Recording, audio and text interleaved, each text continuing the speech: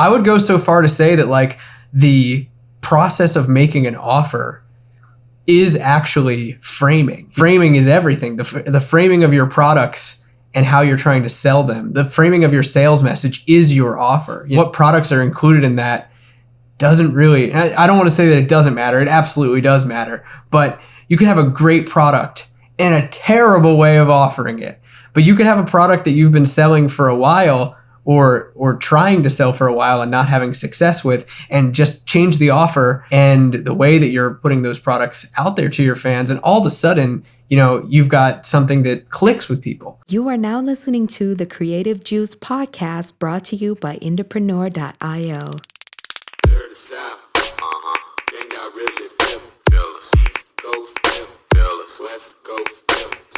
What's up, Indies? Welcome back to the Creative Juice podcast. I'm super excited to be here today. I'm your host, Jack McCarthy. With me is my awesome co-host, Mr. Ed Isola. Ed, what's up, dude? Welcome to November, the tail end of Q4. The best time of the year, almost, I guess, with Christmas coming up. But I'm excited, man. We're diving into some good stuff to make sure the last couple months of the year finish out strong for you guys.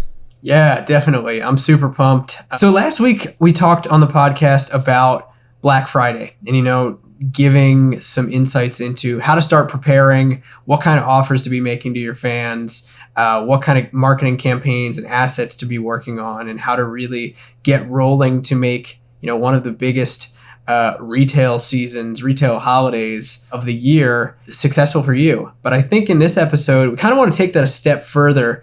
And I'm really pumped about this one to talk about, some sort of outside the box offers for musicians, for artists that they can make to their fans. And these can apply to Black Friday, or they can apply to sales promos that you run any time of the year.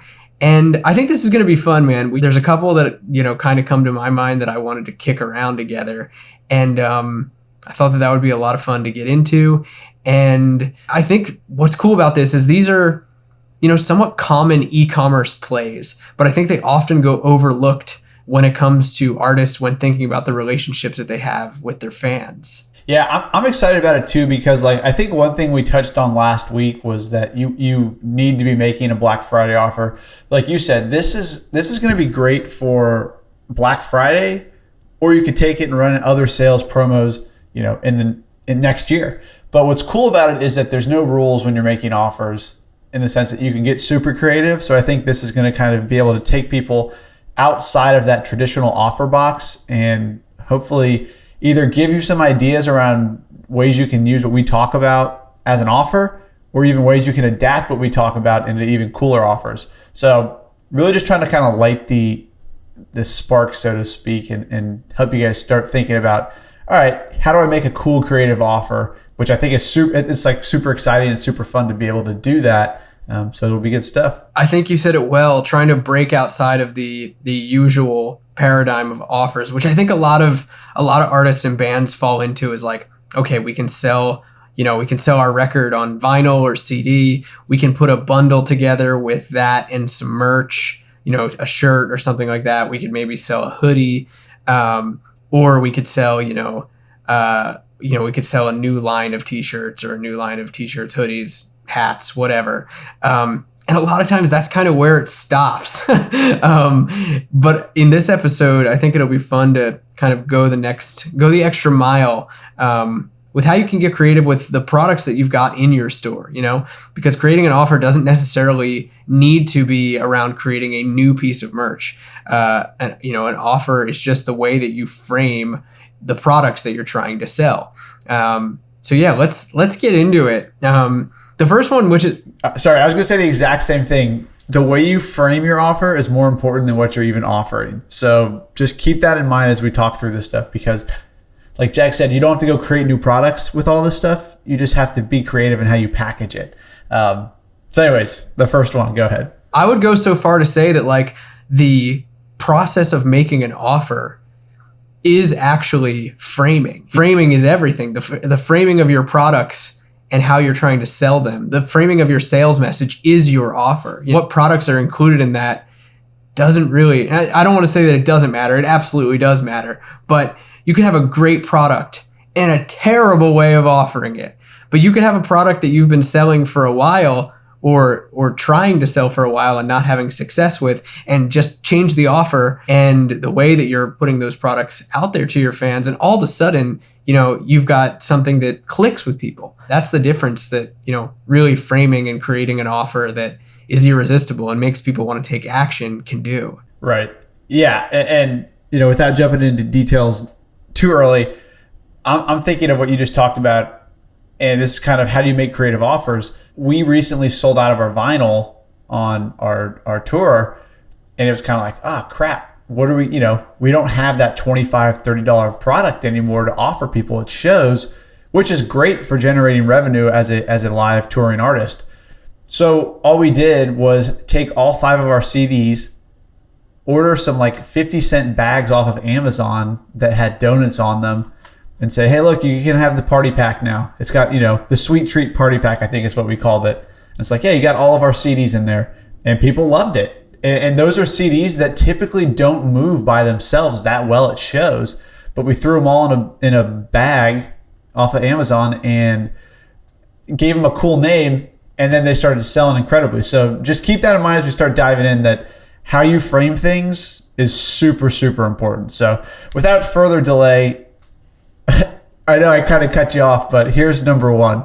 Let's start there. Yeah, I think mystery is a really interesting place to start, and your example is a really, really good one. I think of putting together a pack of items and making it somewhat making it a mystery, which I think is kind of what you guys started to step into. Obviously, people know that they're getting a bag of CDs, but a play that we're seeing work really, really well. And I've been seeing this work well at IndieX for a few years now. A lot of our artists have a lot of success with, putting together a mystery item, a mystery, for example, like a mystery box or a mystery bundle where, fans might get 1 CD or 1 vinyl and, 2 mystery t-shirts, maybe a mystery tour poster. And it's all kind of packaged as this, you tell us your size, and, we're going to go through and pick something out special for you. And everyone is different. And that's how you're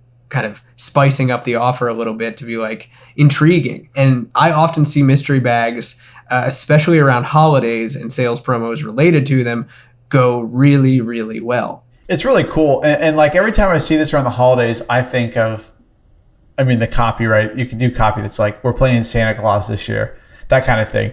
Or like you're bringing a surprise Secret gift. Santa. Right, exactly.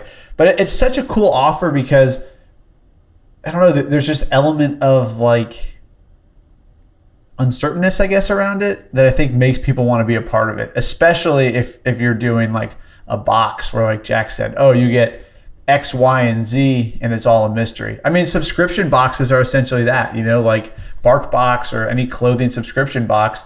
You don't really know what you're getting. You're getting like a couple dog toys maybe, and I have BarkBox, that's my example. But it's like you're getting a couple dog toys, a couple of treats, and that's it. But what makes it cool is that once you get it, it's themed, it's well put together, and there's actually things that you and or your dog want. So the same principle applies to a mystery box, that if you're going to do a mystery box, you have a lot of liberty around what you put into it.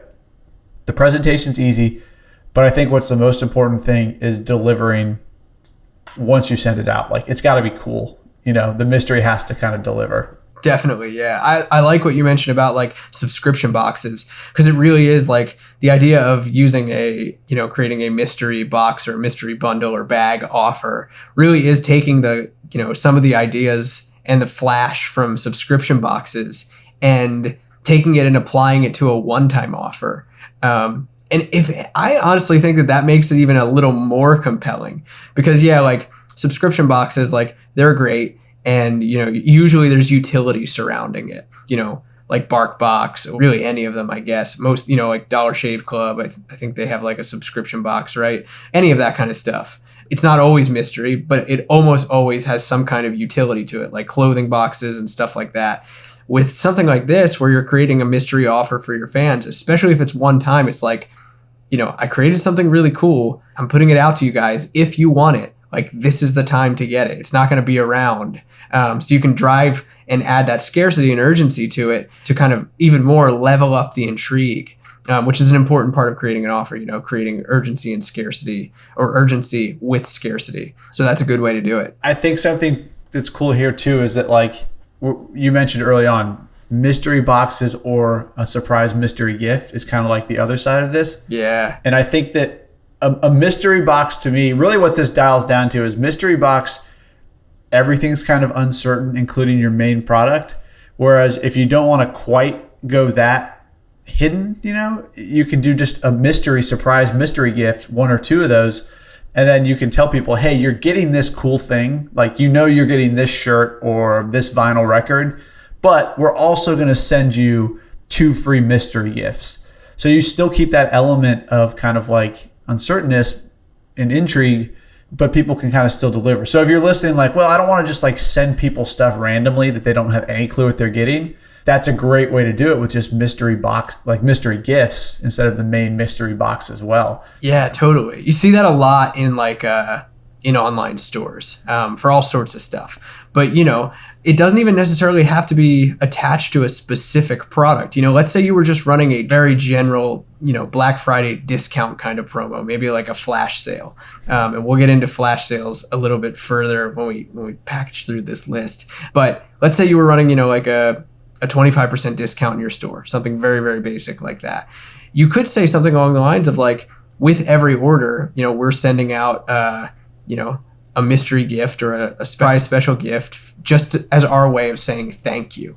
And then it adds a little bit of an extra weight, an extra bonus to the offer. That's something that can make, a boring discount offer that much cooler. Dude, I feel like I'm just getting excited now because it's like you just take all these different pieces and do whatever you want with them to piece them together. The different pieces being the types of offers, because like I've seen like Chubbies, the shorts brand or the clothing brand. Yeah. They do this every Cyber Week where they do mystery gifts, but then also those mystery gifts are limited in quantity. So it's like, Monday at 10 a.m., this surprise gift becomes revealed. And it's like, okay, here's a, free shirt or whatever. And they say, well, we're giving away 200 free shirts. So first 200 orders, get it. So not only are you kind of like pulling the veil back at the start of that and saying, hey, here's the mystery gift. Do you like it? If you do like it, you better get it because they're going to be gone. Like I've bought stuff from them just because I wanted the mystery gift. And yeah, it's cool that you can combine it that way. And that speaks to what we're talking about. Like there's no right way to do this.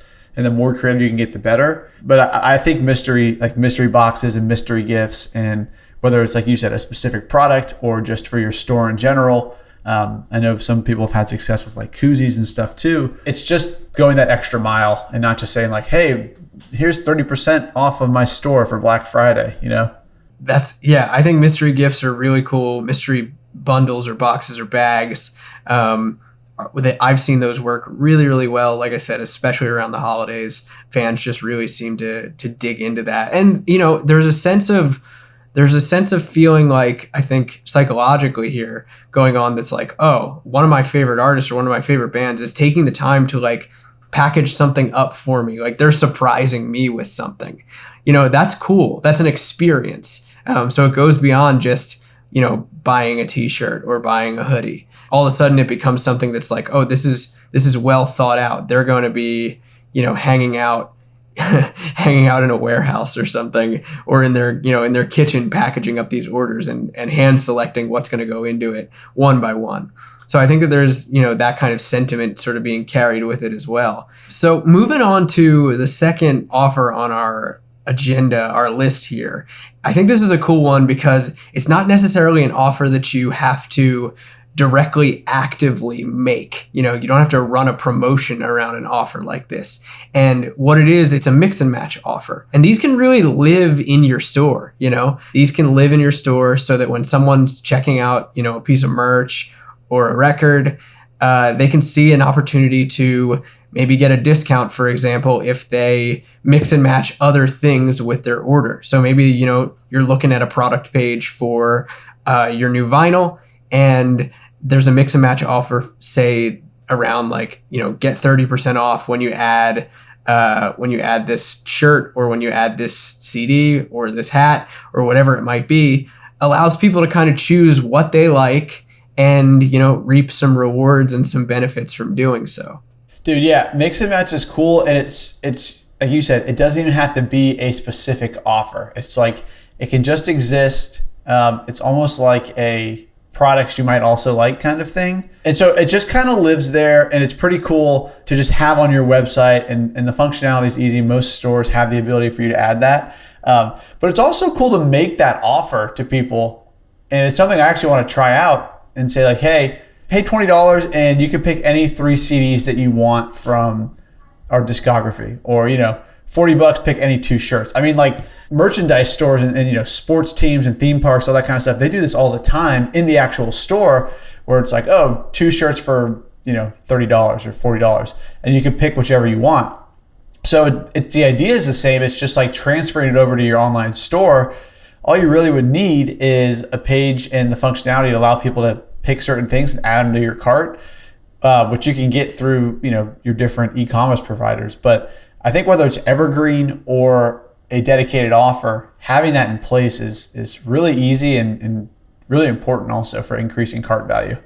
Yeah, totally. It's such an easy win for increasing cart value. You just really have to do the math then on like, what is my margin for these products that are kind of included in this mix and match offering? How much can I afford to discount if I'm going to do some kind of discount, which, typically when you see these, they involve some kind of discount. And then from there, the sky's kind of the limit. You can add stuff to it. It can live just as a part of your infrastructure. There's plenty of apps on Shopify that allow you to do these kind of like bundling discounts. And some of them are even free. So looking through the Shopify store for that kind of stuff.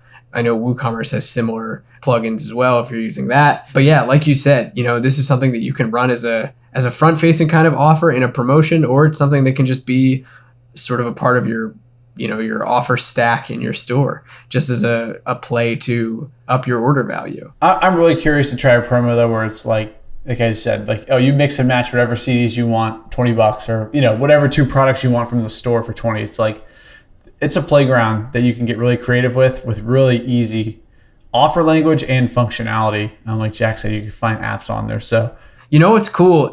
I've run promos before for like clearance where, $10 shirt day or $7 shirt day or something like that. But I like your slant of like, maybe it's $15 and you get you can pick any 2 CDs, or rummage through, a collection of stuff and pick any 2 and you get, you can get it for $20 cash or this percentage off or whatever it might be. You can, and going back to what we were talking about being able to mix and match these sorts of things, you could even then mix and match. I wasn't intending for the pun there, but to mix and match the offers that we're talking about, you could create a mix and match offer and say, pick any 2 of these items in this new collection or like this clearance collection or whatever it is. And, you get it for $20 and you get, a free mystery gift. So you can kind of see these things start to stack on top of each other. Dude, I just had a good idea based off of what you were saying. Like, you can call it whatever you want. Hey, we're having a holiday garage sale, or like we're opening up a thrift shop for the next 48 hours or whatever you want to say. It's like you said, you frame it again as, hey, we're having a garage sale and you can have any 2 things on our store for $15 or $20. And then you just split things out into tiers, and you take your vinyl, put it at the top tier and say, okay, you can have anything from that tier for $30 or, whatever you want. But you just get so creative with it. It's like in the frame, I got excited thinking about like, oh, we're having a garage sale. Like that's something that people immediately would piece together and say, okay, well, this is discounted prices and I'm probably going to get a good deal. And then you get them to your store and you let them pick what they want. But yeah, I mean, mix and match is an easy offer to make. It's also a great way to liquidate any back stock you have. So something to keep in mind too, if you're sitting with a bunch of shirts or CDs on your shelf and you want to move them, you can discount them down and do a mix and match sale. Speaking of giving fans a reason, and I love the garage sale idea. I think that that's super cool. Speaking of giving fans a reason to want to check something out and kind of connecting in their mind what they're actually going to be offered. This next kind of offer category, I think, also falls in line with that same sort of mentality, and it's a flash sale. Flash sales are not new. I'm hoping that a lot of our listeners, you've certainly heard us talk about flash sales on other episodes, and probably any of the episodes where we've talked about sales promotions and offer tactics and strategy. But I wanted to touch on this one because, we talk a lot about running regular sales promotions that span, a handful of days. But I think what's cool about flash sales is, one, by their nature, they're supposed to be very, very quick, 24 to 48 hours and done. And that has scarcity and usually urgency, and sometimes scarcity, depending on what it is you're offering, immediately built into it. So that's right there for you. And I think where what you were saying about the garage sale and sort of branding and framing your offer comes into play here is like, with a flash sale, it doesn't have to be, and probably shouldn't be, something that's just made to everyone all the time. If you're running monthly sales promotions, for example, that span like 7 days, and then you're mixing in a flash sale every month or every other month, what you might want to consider in a flash sale play is, segmenting it or giving people a reason to check out the flash sale. So this could look like, a flash sale to just your top fans. So maybe you're selecting, going back to segmenting your audiences. In that episode, we talked about email marketing a few weeks back. We talked about, segmenting out, your high LTV fans, or maybe people who have bought from you more than 3 times. So maybe you run a flash sale just to reactivate those people and say, hey, just for today, our most recent record is 50% off or something like that. Just for the next 24 hours, we set aside 10 of them, and whoever gets them. You're in this because you've been with us from day one or something like that. That kind of messaging to the right people can really resonate and really drive them to be like, oh, this is being made specifically for me. It's not just a blast that's being sent out to a whole list. Yeah, I think that's so important. And, the first couple examples with the mystery gifts and the mix and match, those can be made to your list as an entirety. It's always great to segment. But with flash sales, really driving home the segmentation is important. Because like you said, you want to make these unique offers to people. And you also can do it for discounts or products, and you can do specific products. Like if somebody, for example, buys this CD but doesn't take the order bump, you can give them a flash sale for the order bump CD to people that haven't bought it. So you can really get specific with it.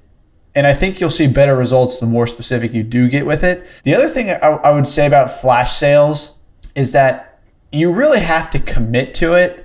If it's a 24 or 48 hour flash sale, you have to commit to it. Otherwise, people on your list are going to just start to learn that, oh, okay, well, this flash sale actually extended into 5 days, or that kind of thing. Like, if you're saying, hey, this is available for the next 48 hours, send a couple emails over 48 hours saying it's available. Here's a reminder. Hey, it closes tonight, an hour to go. The cart closes in an hour. You can send all those emails around a flash sale because it is this event. But when the cart closes, it has to be closed.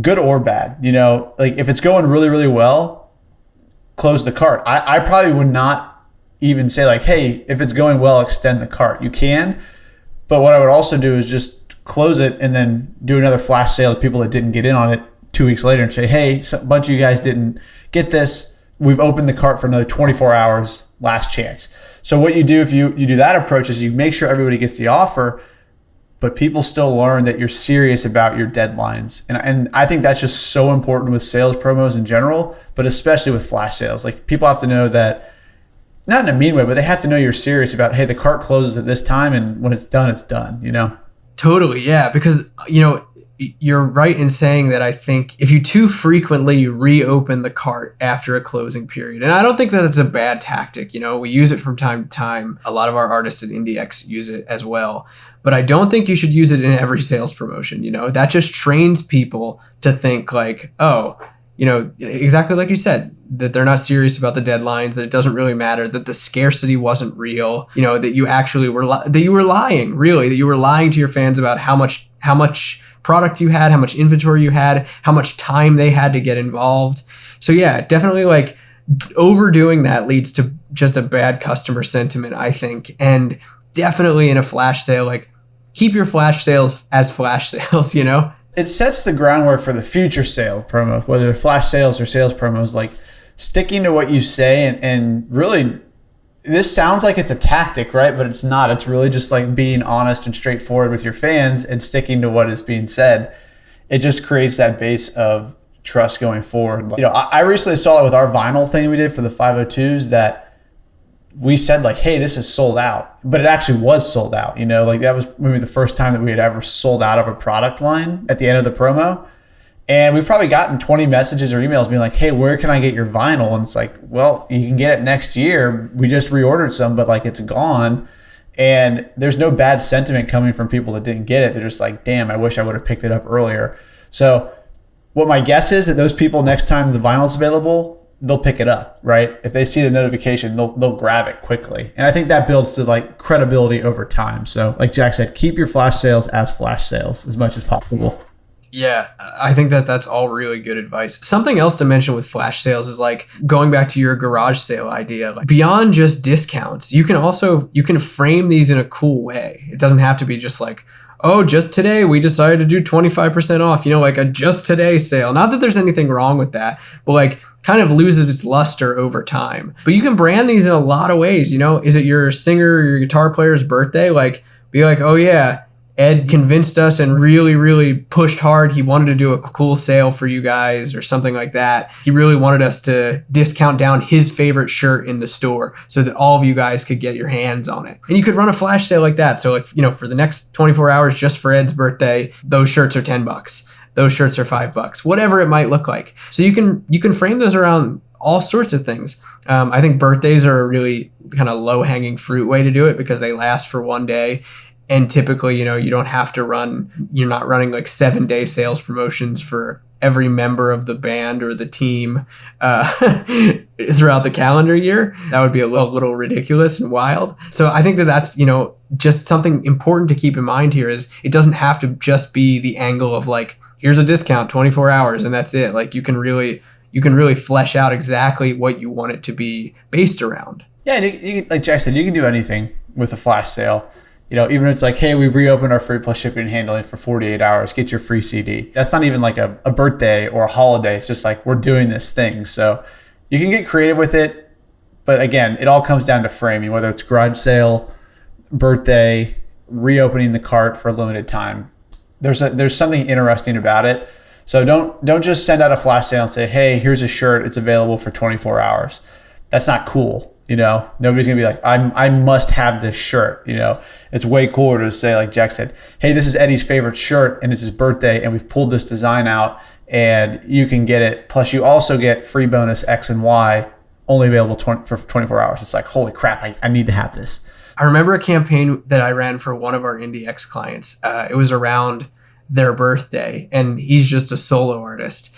But what we did was we made it really fun and his fan base knows, you know, a lot of the people in his camp and his team, you know, like they know his significant other and, you know, they see a lot of the rest of the people that work with him on his content and stuff like that. They're very out there, you know, meaning like they're very public and visible, which is cool because the fan base kind of gets to know them as being in his camp.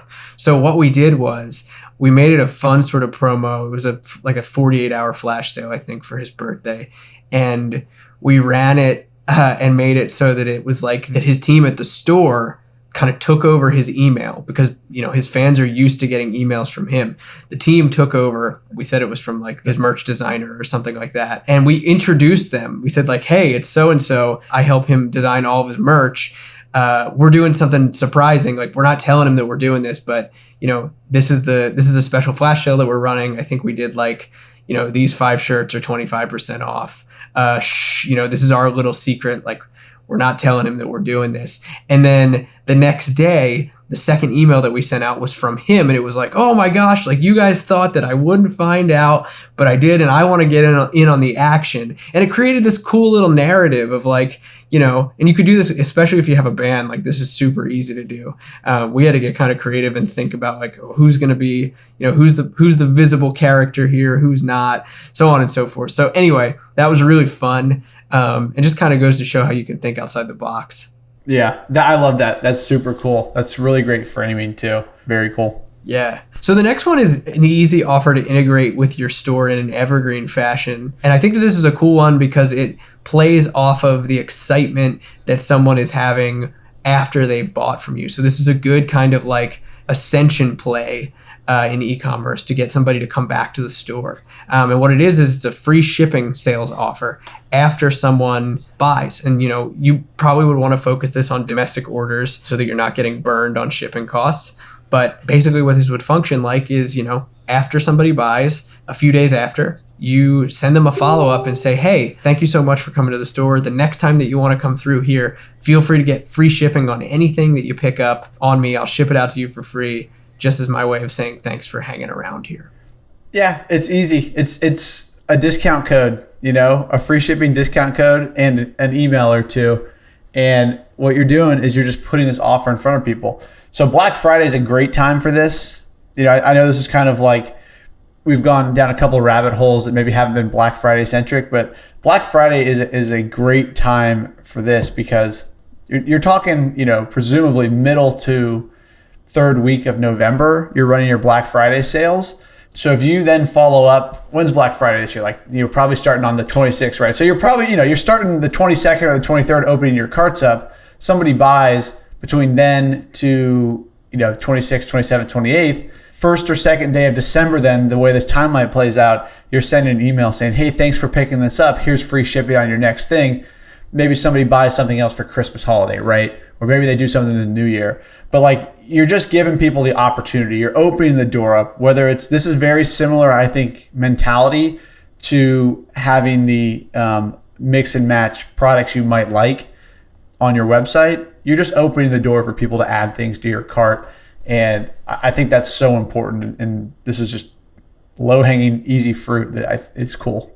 Yeah, totally. That's exactly what it is. It's low-hanging fruit. And I think that there's, cool ways that artists can do this, musicians can do this, specifically that brands don't always get the opportunity to, and you can, what I'm getting at here is you can frame this very much like a thank you. You can send a video that is embedded or send people out to a link that's like, hey, I have a quick little message for you just to say thanks. And the offer can be embedded right in there. So it doesn't come across as like, oh, you just bought and I'm trying to get you to buy again. It comes across as very genuine and, hey, like thank you so much for supporting an independent artist. If you are in fact an independent artist, or, thank you for supporting, music and the arts and my music and my business. And, I just can't tell you how much it means to me that you would come through the store and pick up something. I'm shipping it out to you shortly. Also wanted to let you know, the next time you come through, here's free shipping on me. Would love to see you again soon. That's such an easy way to do it. And brands can't do that. Like if you're ordering shorts from Chubby's, you're not going to get an email with a video from the CEO. Or if you did, like it probably wouldn't necessarily mean anything to you. Yeah, for sure. And it's like this all comes down to like the bigger picture, I think, about having this personal relationship with your fans. It's interesting because something like this is very similar to like an email super signature, I think, where it's a passive offer. You just talked for a minute and a half maybe about what your video script could be. And only at the very end, the last 10 seconds, did you even mention the free shipping buy again thing.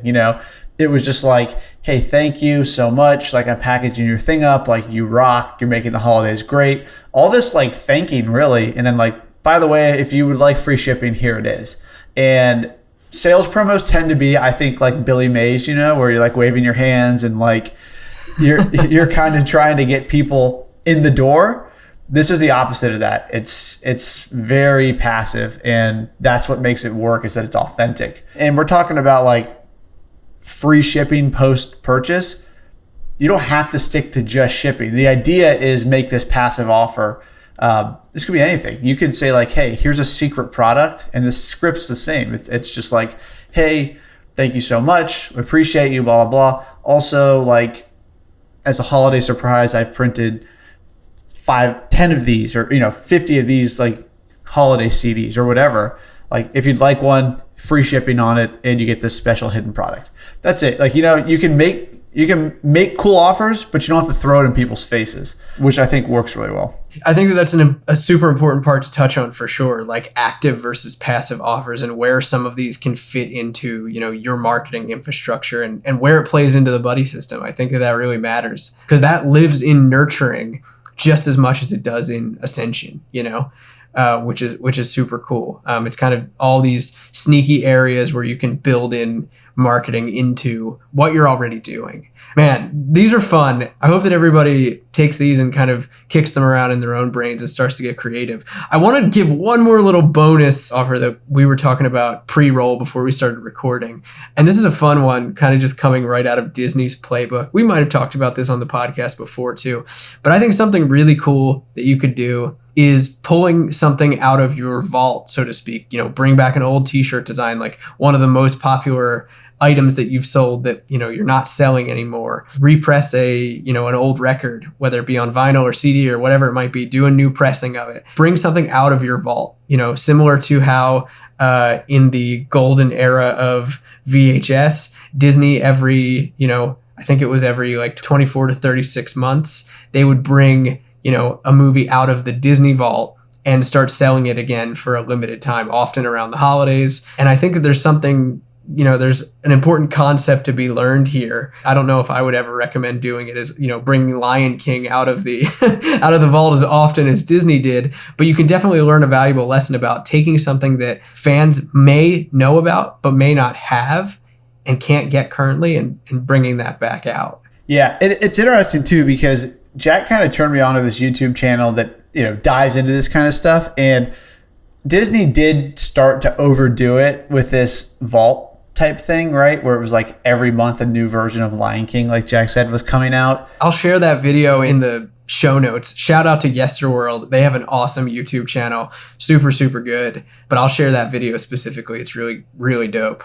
Yeah, it's awesome. It's interesting. But I think the core here is like they started doing it every month because it was a moneymaker for them. So they just were like trying to create as much revenue as possible. But when it first started, and I think this gets to like maybe what the heart of this idea is, when it first started, they were talking about like they didn't want to put their movies out on video early on, like when VHS was first coming out, because they would do theatrical releases every 10 years for like Snow White, and they would make, tons of money because you could only watch it in the theaters. So this was, anyways, the point is that this started off as like a 10-year time gap where it's very cool to say, hey, this has been hidden for 10 years or, 5 years and it's coming back. So, we're just starting to do that for ourselves where we've been around for 4 or 5 years and we're starting to release, we did it a couple times this year. Here's our first shirt from like 2017, and people snatched it up because it's cool and it's actually a limited edition thing. So pulling things out from the vault works, just don't overdo it, obviously. Yeah, definitely. That's a fun one. I just wanted to close the episode with that to give you guys something to think about. Hope you dug this episode. This was so much fun. Ed, thanks for kicking it, dude. Heck yeah. I love doing just like live real-time offer ideation. So me too, man. We'll catch you next time, Indies. Go create some badass offers and drive forward towards the holiday sales season. We'll catch you on the next episode. Peace out. Feel the East Coast, feel the West Coast.